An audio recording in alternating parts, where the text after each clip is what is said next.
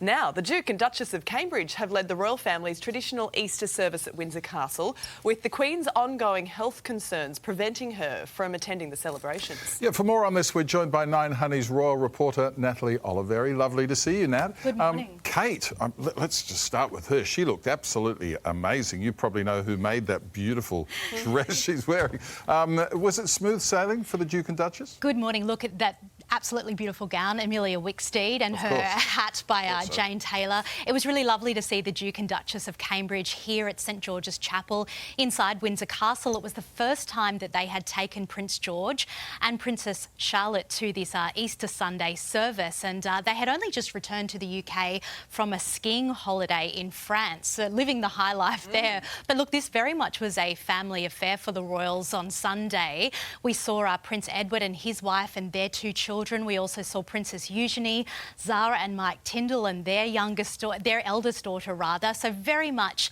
a huge turn up for the royal family, and a very poignant day as well, because this Easter Sunday took place on the 1-year anniversary of Prince Philip's funeral, which took place at the same chapel a year ago. But look, the biggest absence of the day was that of Her Majesty the Queen, who was unable to be at the Easter Sunday service. We are believed that she celebrated instead privately inside Windsor Castle. Well, we're hearing now from the palace that the Queen's attendance at any events, including the upcoming Platinum Jubilee events, will only be announced on the day. So there's a big shift here in protocol now, isn't it? Yeah, absolutely. And this is really, I guess, a surprise, because the Platinum Jubilee is going to be the pinnacle of the Queen's reign, 70 years on the throne. But look, a Buckingham Palace insider says that now the public should no longer expect to see the Queen at public engagements moving forward, which is quite the change. Now, if the Queen does attend, it will be decided on the day, and she will be joined by a member of her own family. So look, it really does throw into doubt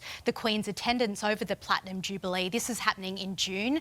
There's a 4-day long weekend in the UK, and Trooping the Colour is going to be the biggest spectacle. That's when we're expected to see members of the royal family on the Buckingham Palace balcony. Yeah. There's also the Epsom Derby, so many events that the Queen, she still plans to attend these. However, I guess it's going to lead many to be disappointed if the Queen doesn't be there on the day, especially when it is her Platinum Jubilee. And so to Harry and Meghan, who spent their Easter weekend at the Invictus Games, which looks like it's a huge success at The Hague in the Netherlands. They missed the service at Windsor.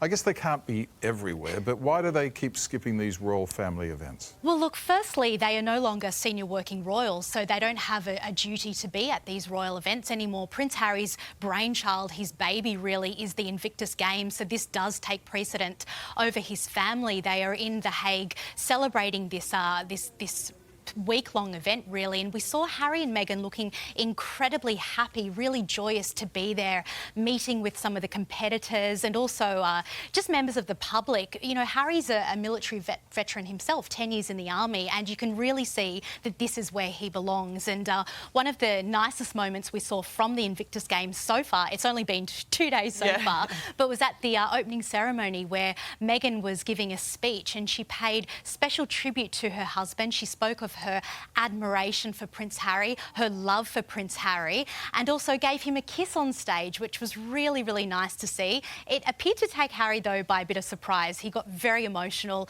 had a lot of tears in his eyes, but really nice to see them out and about again, especially after Megxit. Well, yeah, you do get the feeling they're very much in their element in that kind of environment, aren't they?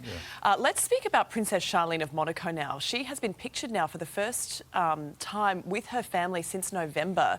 Do we think she could be returning to her regular duties now? It certainly hope so, Sylvia. Princess Charlene hasn't had a public duty since January 2021. She has been battling a number of health issues lately. This photo was the first time we've seen her since November. She had only just returned to Monaco from South Africa. She'd been staying in South Africa for 6 months due to health issues, returned to Monaco in November, but within days was admitted to a private health clinic in Switzerland. Now, At the time, Prince Albert said his wife was suffering from exhaustion, both emotional and physical, and 6 months away from her family, her twins. They're just 7 years old. She missed their 10-year wedding anniversary and many events on the Monaco royal calendar. And yeah, she's only just been pictured for the first time now for Easter Sunday, and it is hoped that Princess Charlene will make a return to public duties, because after all, she is the Princess of Monaco and that is her role. Most of all, we hope she is well. Yes. Thank you, Nat. Thank you. Big rupture. It was a busy weekend of royal activities, wasn't it? Thank you. We'll see you soon.